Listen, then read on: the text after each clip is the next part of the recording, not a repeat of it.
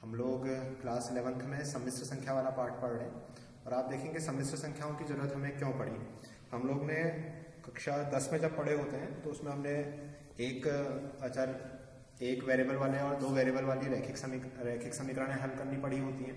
फिर हमने द्विघात समीकरण भी पढ़ी होती है। वहाँ पर द्विघात समीकरण जब हमने पढ़ी होती है तो वो एक ही वेरिएबल की होती है, जिनका रूप इस तरह का द्विघातीय समीकरण लिखी मैंने ax² + bx + c = 0।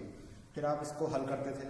फिर एक टॉपिक आपका ऐसा भी आता था जिसमें मूलों के प्रकार बात करते थे, और मूलों के बारे में या उसके हल के बारे में जब बात करते तो टॉपिक आता था विविक्तिकर, जिसे डिस्क्रिमिनेंट कहते हैं इंग्लिश में, इसलिए डी लिखा जाता है, b² - 4ac।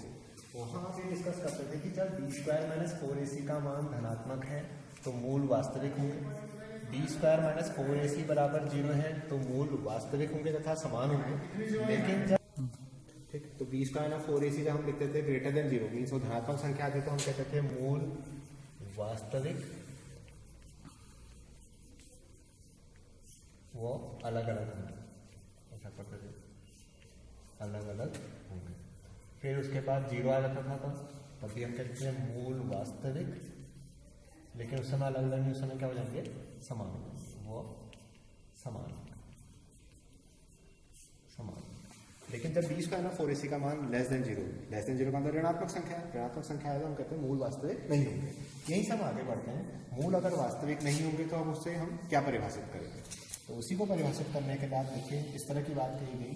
सबसे पहले अगर हम संख्या रेखा पर बात करें, संख्या रेखा ये पड़ी है, 0 लिखते हैं, फिर 1 लिखते हैं, 2 लिखते हैं, पीछे की ओर को ऋण 1 लिखते हैं। तो सबसे पहले ऋणात्मक पूर्णांक कौन सा मिला आपको, ऋण 1 मिला।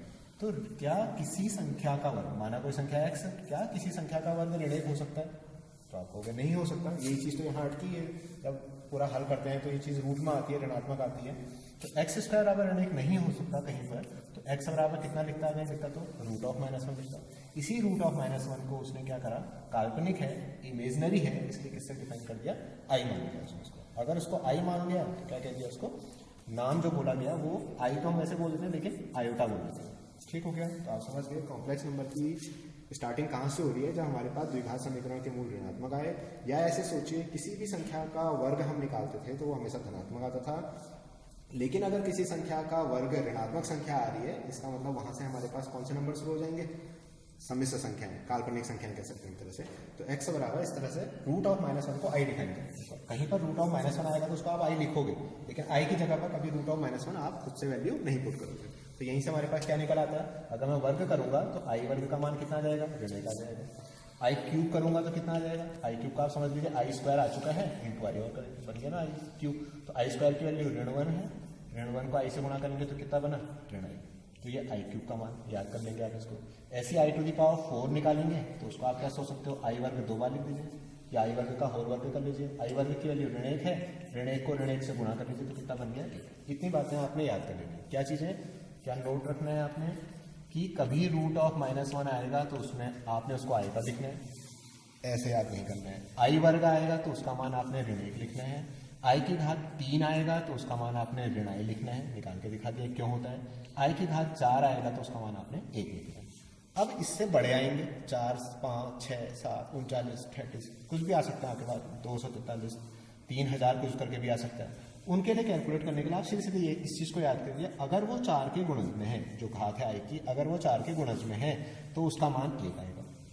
ठीक, अगर वह 4 से गुणा न होकर के उसके साथ एक एक्स्ट्रा आ रहा है तो उसका मान i के बराबर आएगा। अगर वह 4 के मल्टीपल के बाद 2 एक्स्ट्रा आ रहा है तो उसका मान ऋण 1 आएगा। 4 के मल्टीपल के बाद 3 एक्स्ट्रा आ रहा तो आप सोचिए 3 वाले के साथ आएगा। तो डायरेक्ट आप इस तरह से याद कर सकते हैं। बड़ी संख्याओं, i की बड़ी पावर है, आपने कैलकुलेट करनी है तो आप इस बात को ध्यान में रख लीजिए। जो वो घात है क्या वो 4 की गुणज है, अगर वह 4 की गुणज है तो उसका मान 1 रख दीजिए। अगर वह 4 की गुणज नहीं है, उससे 1 ज़्यादा हो रही तो उसका मान i आ जाएगा, 2 ज़्यादा हो रही होगी तो ऋण 1 आ जाएगा, 3 ज़्यादा आ रही होगी तो ऋण आ जाएगा। इनको याद कर लेंगे तो आपको i की घात वाले जो प्रश्न होंगे उनको हल करने में कोई भी परेशानी नहीं होगी। तो आप समझ गए होंगे किस तरह से हमारे पास काल्पनिक संख्याएं आई। अब हम कॉम्प्लेक्स नंबर किस तरह से लिखते हैं, आपने पढ़ा होगा, किताब देखी होगी अगर तो, जेड से लिखते हैं उसको। और जेड को किस तरह से लिखा जाएगा, कुछ किताबों में x + i भी लिखा जाता है, कुछ किताबों में a + i भी लिखा जाता है, तो कुछ भी लिख सकते हो आप।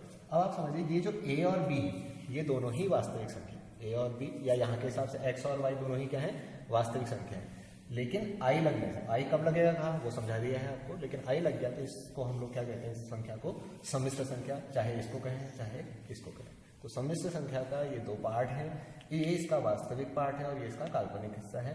तो हम लोग क्या लिखते हैं, वास्तविक को इंग्लिश में रियल कहते हैं, तो रियल पार्ट ऑफ जेड इसके हिसाब से लिखो या इसके हिसाब से, बुक में याले नोटेशन यूज है इसलिए याले यूज कर लेता हूँ। रियल जेड की वैल्यू ए है और उसी का काल्पनिक भाग जिसे इंग्लिश में इमेजनरी कहते हैं, तो इमेजनरी पार्ट ऑफ जेड की वैल्यू कितनी है, बी है।